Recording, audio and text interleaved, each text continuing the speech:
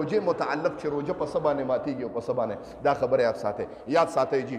اکثر خلک خولې ته اوبه واچي په اودس کې او اوبه لکه مثال په طور په اودس کې خولې لمده پاتې شي نو که دغه اوبه تیز پرې نه ماتېږي ښه ځکه دا اوبه که په لاړو باندې غالب اوبه پرې ډېرې وي او لاړې کمې وي خولې کې چې کمې لاړې نو روجه دې ماته ده او که نه دا اوبه کمې وي کوم رطوبت لوندوالی چې خولې کې پاتې شي او لاړې پرې ډېرې وي نو روجه نه ماتېږي. ٹھیک شو.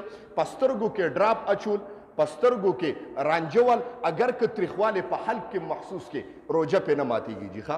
په غوږ کې پخوانو علما کرامو دا تحقیق چې غوږ کې دغه واچي نو ډایرکټ کته ځي. اوسني علما کرام فرمایي چې په غوږ کې ډراپ واچي نو جی روجه په نه ماتي ځکه الله دې کې یو پرده لګولې اگر که تریخواله په حلق کې محسوس شي ښه یو صرف په پوزه کې بناچي ځکه د پوزه کنیکشن ډایرکټ لاندې دی. ٹھیک شو. یا جی پوزه دی په سور داسې ټیټ راخ کړه چې په دې کې کم ګن بلو هغه د راخ کړه ښکته نو روجه دې مکروه کېږي ښه روجه به ټیټ پر راکاږي.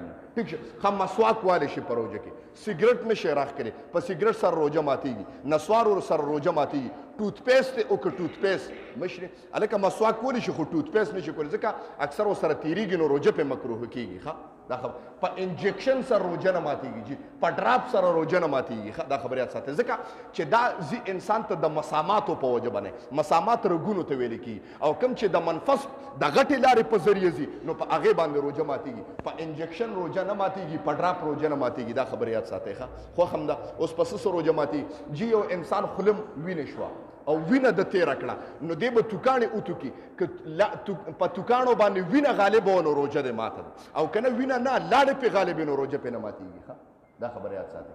ٹھیک شي جی. یا یو داسې شی دی راښکه چې هغه د هغې بوی یو انسان دی چې زما صابن دی او دا راکاږم د دې لوګې دننه ځي نو په هغې سره روجه ماتېږي جی ښه. یو انسان بیماری د پوډر دی هغه راکاږي خو صرف بوی ته راکاږي نو په بوی سره روجه نه ماتېږي ښه. په سر باندې تیل لګې تر دې چې تیل د دومره سخت مالش وکړو چې هغه تریخوالی په حل کې غوړوالی په حل کې محسوس شي بیا هم پرې روجه نه ماتېږي. خوښ هم دی انشاءالله دا خو یو څو اهم مسایل ښه. یا رسول سلام علیکا یا حبیب سلام علیکا صلوات